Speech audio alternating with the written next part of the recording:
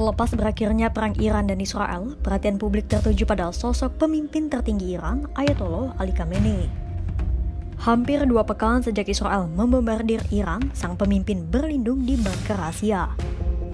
Ia tak bisa dihubungi, keberadaannya tersembunyi di suatu tempat di Iran. Meski ambisi Perdana Menteri Israel Benjamin Netanyahu untuk melenyapkannya ditentang Presiden Amerika Serikat Donald Trump, namun sepertinya Khamenei masih harus berhati-hati. Sebab bukan hal yang tak mungkin rencana itu dikesampingkan begitu saja oleh Netanyahu. Khamenei belum juga menampakkan diri usai perang Iran dan Israel mereda. Namun, tekanan terhadap dirinya dan kepemimpinannya yang seolah mulai goyah, mulai menjadi desas-desus santer di Iran saat ini.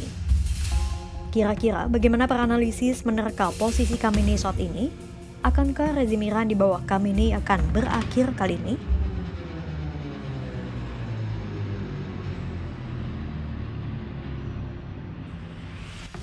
Orang-orang di Iran, terutama para pendukung Khamenei, bertanya-tanya di mana keberadaan Khamenei saat Iran dan Israel saling beradu senjata. Kepala kantor arsip Khamenei, Mehdi Fazaili pun menjelaskan keadaan pria 86 tahun itu.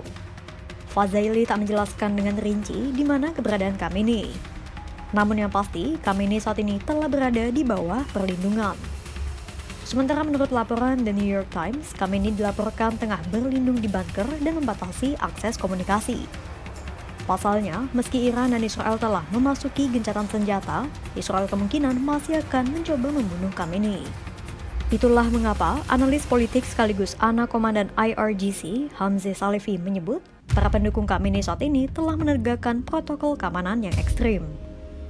Ketika kehadiran Khamenei dipertanyakan, berembus isu-isu terpecahnya pendapat di pucuk kekuasaan Iran.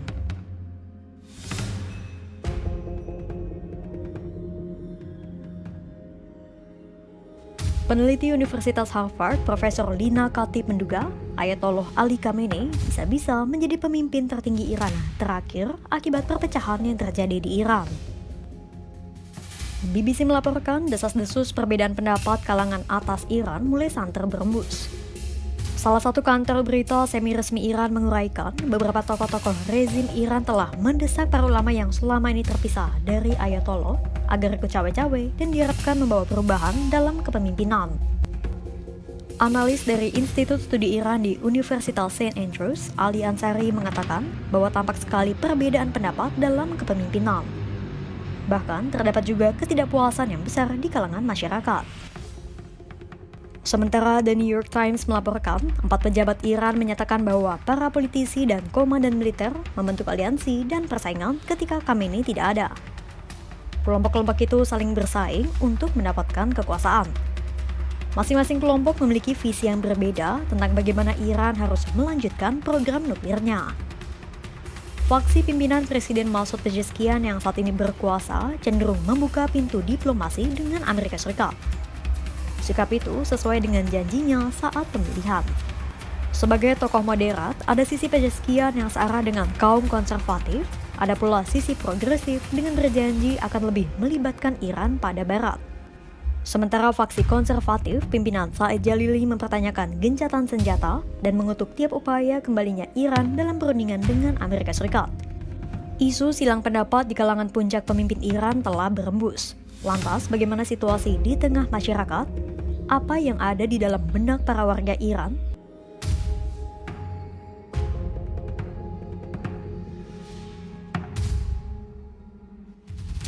Selama perang Iran dan Israel pecah, pemerintah Teheran telah membatasi dan memutus akses internet. Pengamanan di kalangan warga sipil pun semakin diperketat. Kantor berita Iran melaporkan setidaknya 700 orang telah ditangkap selama konflik 12 hari karena dicurigai telah menjadi mata-mata Israel. Sejumlah orang pun telah dieksekusi karena dituduh bekerja sama dengan Mossad dan memfasilitasi operasi Israel di dalam Iran. Kira-kira bagaimana respons para penduduk Iran atas ketidakhadiran Khamenei, peningkatan pengawasan rezim, dan tersebarnya isu perpecahan di puncak kepemimpinan Iran? Dari 92 juta penduduk Iran, hati mereka berada di tempat berbeda-beda. Mungkin ada yang fanatik pada rezim Khamenei, dan mungkin ada pula yang berharap masa depan Iran akan jauh lebih baik.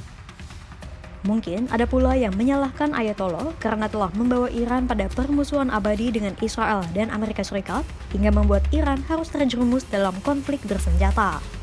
Sementara suara oposisi yang berseberangan dengan rezim Iran saat ini tak begitu terdengar karena banyak dari mereka yang bertentangan dengan Republik Islam telah ditangkap. PBB melaporkan setidaknya 901 orang dieksekusi pada tahun 2024 karena menyuarakan perbedaan pendapat. Banyak penduduk menginginkan rasa aman dan bisa bernapas tanpa rasa takut, terlepas berada di bawah rezim saat ini atau bukan. Bagi para nasionalis, yang mereka bela bukanlah rezim atau sebuah kepemimpinan, melainkan negara Iran itu sendiri.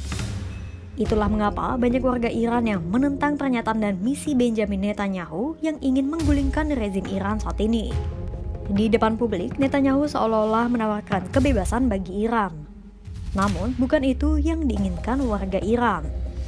Warga Iran tak ingin ada pihak asing yang memaksakan agenda politiknya di dalam Iran. Arezou, seorang anak muda Iran, menyampaikan isi hatinya. Di satu sisi, ia tak bisa menoleransi segala tindakan represif yang dilakukan oleh rezim Ayatollah di masa lalu dan saat ini. Namun di lain sisi, ia juga tak setuju dengan sikap Netanyahu yang berusaha menjatuhkan rezim Iran dengan tindak kekerasan. Pasalnya, di saat Netanyahu berkoar ingin membebaskan Iran dari rezim Ayatollah, Netanyahu juga membiarkan Israel menjatuhkan bom ke wilayah permukiman penduduk Iran. Arezou merasa ia seolah harus memilih antara dua kejahatan di tengah-tengah konflik Iran-Israel. Sementara warga Iran lainnya, Mina, menyatakan ia menentang rezim Ayatollah dan kekerasan Israel. Menurutnya, ada jalan keluar yang lebih baik bagi Iran. Flash. Di balik gencatan senjata Iran dan Israel, rakyat Iran justru dihadapkan pada ketidakpastian yang lebih dalam. Pemimpin tertinggi mereka menghilang dari hadapan publik, elit politik saling berebut kuasa, dan pengawasan rezim makin mengekang. Di tengah represi dan tekanan eksternal, suara warga seperti Arezou dan Mina menjadi cermin dari keresahan banyak orang. Mereka tidak ingin memilih antara dua bentuk kekerasan, antara tirani dalam negeri dan bom dari luar negeri. Yang mereka inginkan sederhana, kehidupan yang aman, hak untuk bernapas tanpa rasa takut, dan masa depan yang tidak ditentukan oleh perang ataupun penguasa otokrat. Kira-kira akan seperti apa situasi Iran ke depannya? Pantau terus perkembangannya hanya di kanal YouTube Kompas.com.